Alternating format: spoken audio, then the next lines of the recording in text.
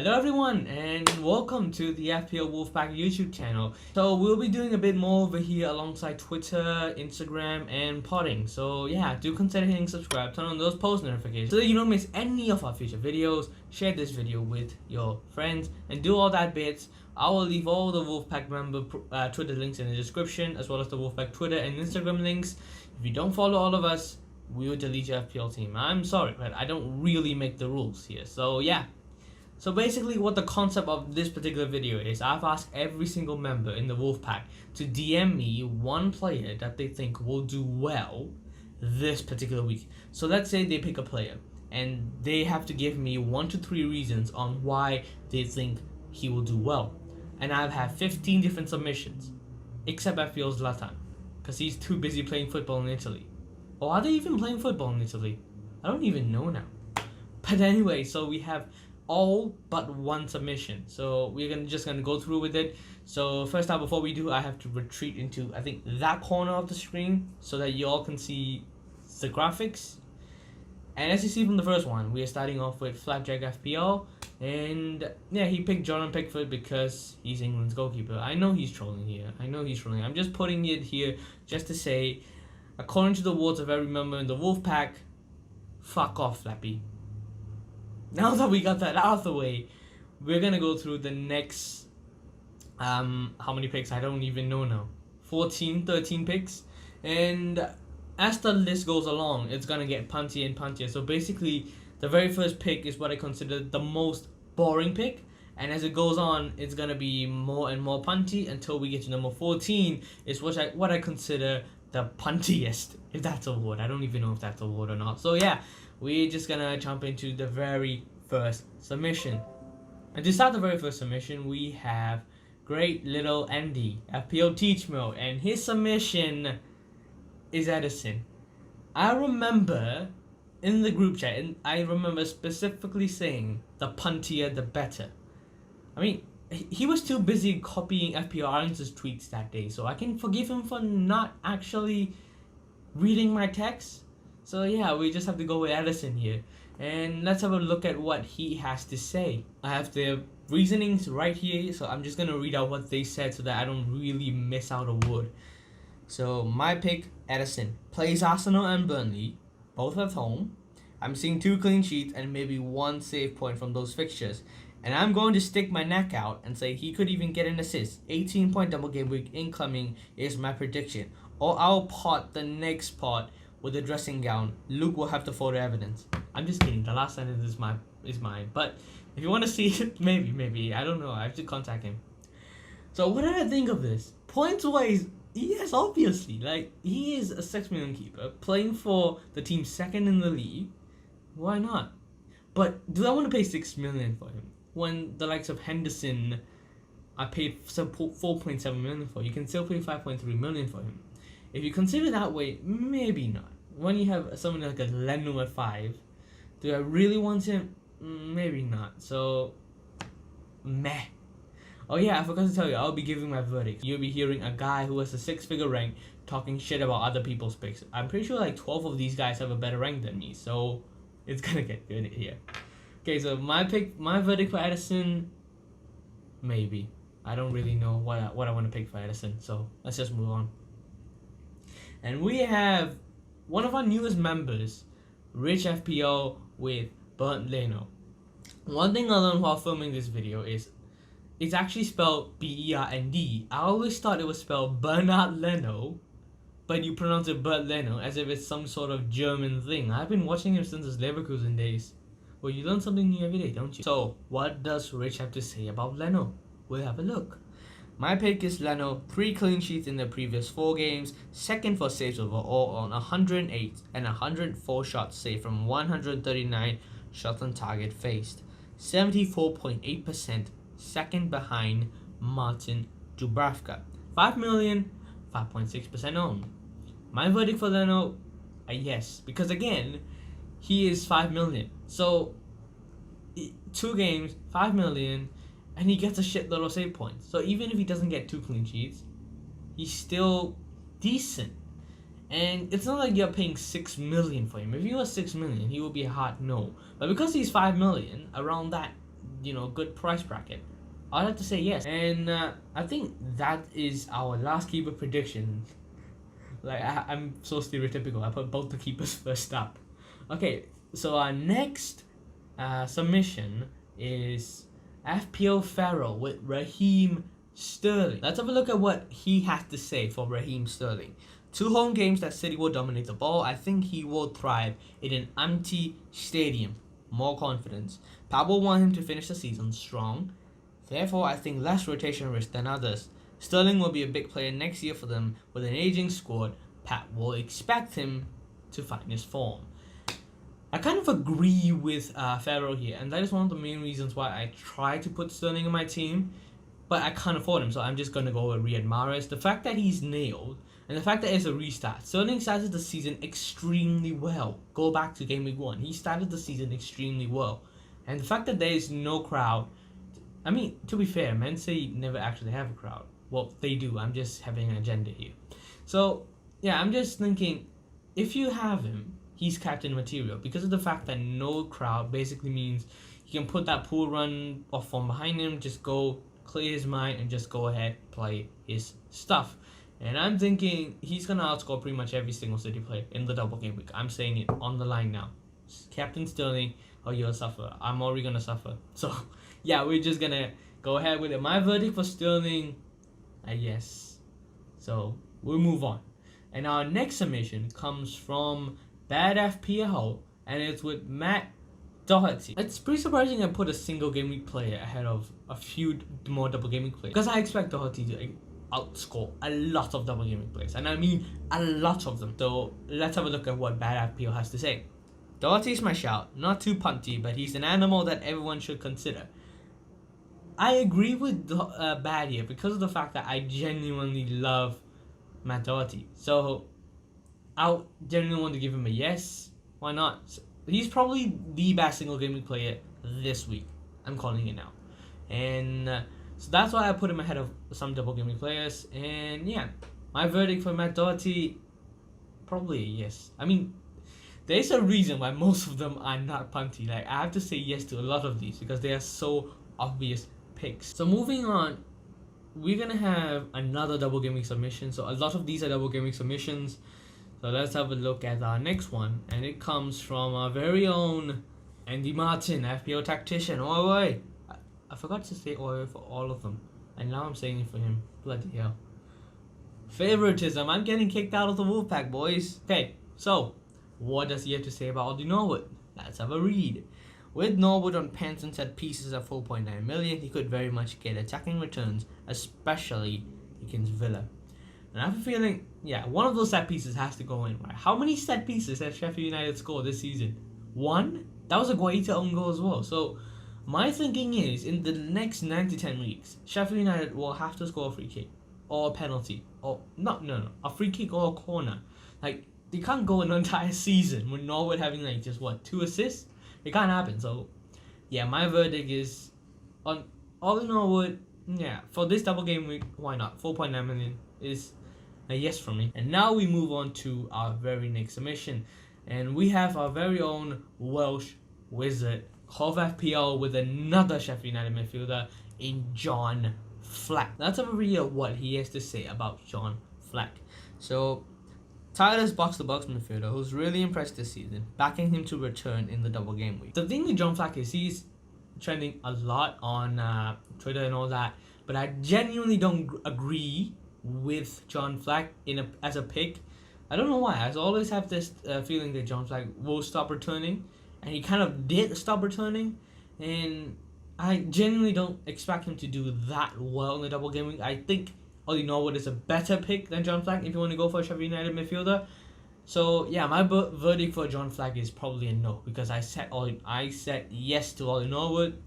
So yeah, my very first no in the Wolfpack Watchlist. So yeah, we're gonna continue on, and we have my very own pick, Anthony Martial. I've been picking this guy up since like FPL reset. So yeah, let's have a look at what I have to say. Well, I don't actually have a text. I didn't send a text to myself, so I'm just gonna read out what I think.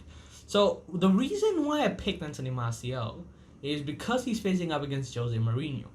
A manager who pretty much ridiculed him for 3 years. Even when he had that really good period in 2017-2018, Mourinho went in and bought Sanchez, put him to the right, and pretty much put the entire blame on him. Him and Pogba did not have an easy time under Mourinho. And every time Mourinho was under pressure, he was the guy who bailed them out. So basically, there's that relationship problem. And now he has Rashford, Bruno, and Pogba back. He has a great relationship with Rashford. We've seen it many times this season and last season. He's had a good relationship with Pogba. We've seen it over the years. And he has a good relationship with Bruno. We've seen it in the couple of months Bruno was here. Now we have all three of them at the same time. You know what's going to happen. And another thing is that Spurs centre-back combo of Vertonghen and Alderweireld has a combined age of 797. So, yeah, if we start well, he's going to run riot and he is completely going to fuck Spurs up. And yeah, this is my pick. And this is probably there's a reason I put him above all the single gaming players except Doherty, because I think that's quite obvious. I initially picked Adam Webster. So I would have initially gone last, but now he's probably the first pick. So yeah, we're just gonna go ahead to our next pick. And we have FPL Lovey with Troy Deeney. He sent me 3 messages. Cause he's a boss, cause he's a mother effing boss. I'm pretty sure, Lovey, I know you got Troy Deeney, but I have to give you a no on this one. Probably because of Leicester's defense, come on. And you have Ndidi back, and yeah, I don't really fancy Leicester conceding with Ndidi against a front. Yes, I know they have Ismail Assar and Troy Deeney, but in a front 3 that involves Roberto fucking Pereira. I genuinely don't fancy it. So I'm sorry, but it has to be a no from me. I'm like, this is like America's Got Talent. I just realized it's yes and no, in one maybe for bloody Andy. I'm kind of enjoying this, to be fair. This is my first time recording these kind of videos. Okay, so we have FPL Bricky with James Justin, former Luton boy. Let's have a look at what he has to say. Pereira out, so he will play. 4.7 million, budget enabler, 0.1% owned. There's a reasoning. And I kind of agree with Bricky in a way that this is a really cheap way to enter Leicester's defense, which I think will do well. Like, there is a huge evidence that Leicester's defense really depends on Ndidi. When they have Ndidi, they do well. When they don't, they don't. So yeah, I'm thinking yes on this, solely because of the fact that he's 4.7 and he's a good way into the Leicester defense. So yeah, this is a yes. I don't really need to explain this pick much. It's all over Twitter, like all over it. So yeah, we're just gonna move on to. I made a mistake in the graphics. It's supposed to be FPL Fox. Oh bloody hell! Yeah, I'll fix that next time. Let's just continue on with FPL Tactics. I double checked the graphics. I didn't realize that I actually make. Okay. I'll fix it next episode. We are already 15 minutes into recording. We're not gonna change anymore. So we have FPL Fox, our very own Leicester fan, and he's picked Emi Buendia. Let's have a look at what he has to say for Emi Buendia. Huge differential, 0.7%, 7 assists this season, joint 4th highest. Norwich fighting for their lives at the bottom and will want to hit the ground running as soon as possible. 17 3 chances created this season to date. Okay, my verdict on Emi Buendia is probably, I don't know, with Cantwell at 4.7, it kind of seems a stretch to go to Emi Buendia. But if you have cash lying around and there isn't any significant upgrades elsewhere and you want to do a punt, Emi Buendia at 6 million is a decent shout. So my verdict for Emi Buendia is probably a maybe, because I'm not really sure. I don't want to give it a yes, because you know what, when you compare it to the players at his price point, when you have Barnes, Mount, and Ismail Assar at his price point, and when you go lower, you have somebody like a Cantwell who plays with the same team and who has returned a really good amount, it kind of seems a bit much to spend it on Emi Buendia. So yeah, my verdict is a maybe. If you want to punt, maybe. And now we move on from FPL Fox, who's not FPL Tactician, again, to FPL Differential, low FPL TSP. And he's provided us with CALLUM fucking Wilson. Why? And another thing here, this is the guy that I dread designing the graphics for the most. Bloody, I'm recording a video here. Not because of the fact that he puts in draft pics. Like, this is a coincidence.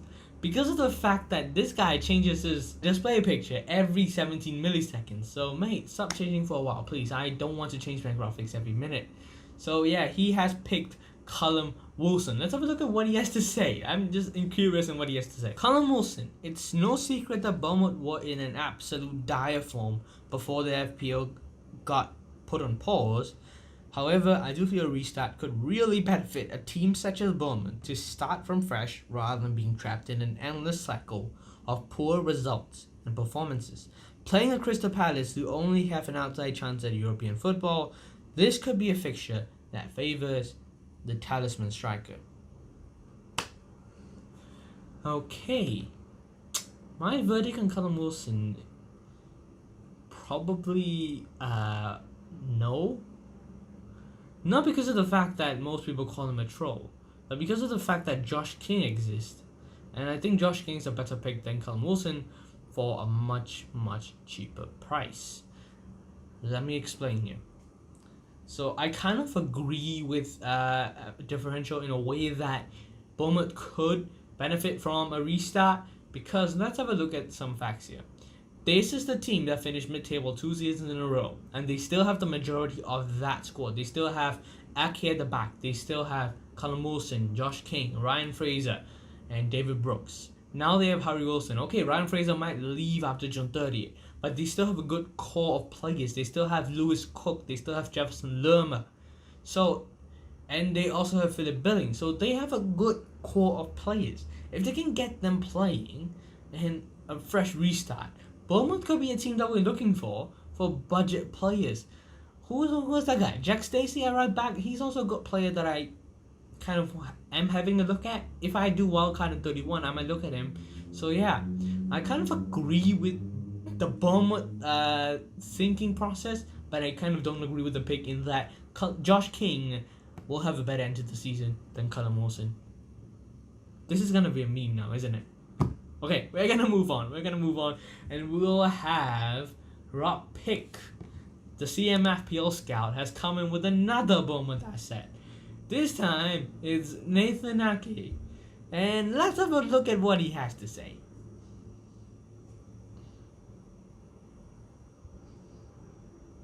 Nathan Ake. Bournemouth returned to action with a home fixture against a Crystal Palace team that haven't scored more than one since they played Man City in January. This is a crucial match for Bournemouth in their bid for survival. Ake offers the double chance of being the best route to a clean sheet against, I don't even know what that word is. Let me just Google it one second. Profligate.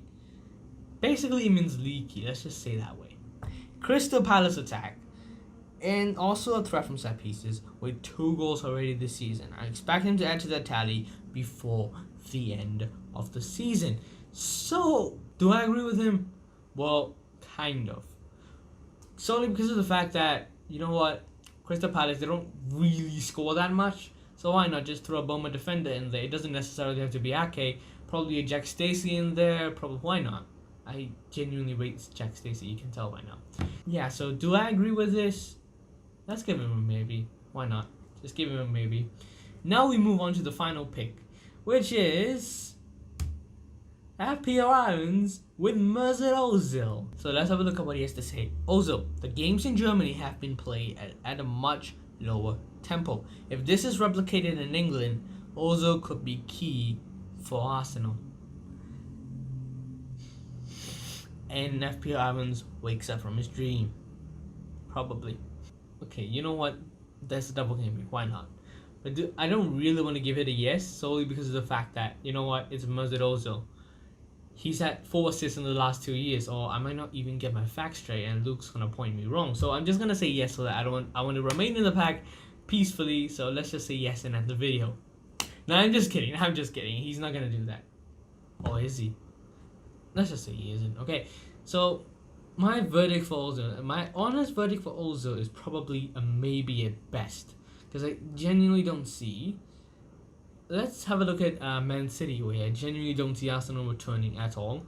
Against Brighton, probably an assist at best, I think. I don't really see Arsenal demolishing anybody. They haven't demolished anybody since that Newcastle game. And that's because Newcastle were all over the place defensively. Well, to be fair, Brighton are all over the place at times. But come on. I can't not back Adam Webster. So, yeah. Maybe. So, yeah, this concludes our very first Wolfpack watch list. And I know I haven't delivered that well at times because, you know what, this is probably my first time doing this. And, yeah, I kind of feel like I should have done better. I could have done better. So, yeah, we'll come back next week. If this series goes well, we'll come back next week with another Wolfpack watch list. So, yeah, do consider hitting subscribe. Turn on those post notifications so you don't miss any of my future videos. Share this video with your friends. Follow the Wolfpack guys as well as the Wolfpack Instagram and Twitter. Link all in the description. Or as I said before, your FPL team will get deleted. I'm sorry, I don't make the rules. So yeah, I'll see you on Twitter and probably after this game week. So yeah, take care. May your arrows be green. Listen to the FPL Wolf Pod and take care. See ya. Oi oi. I forget this every time. Oi oi.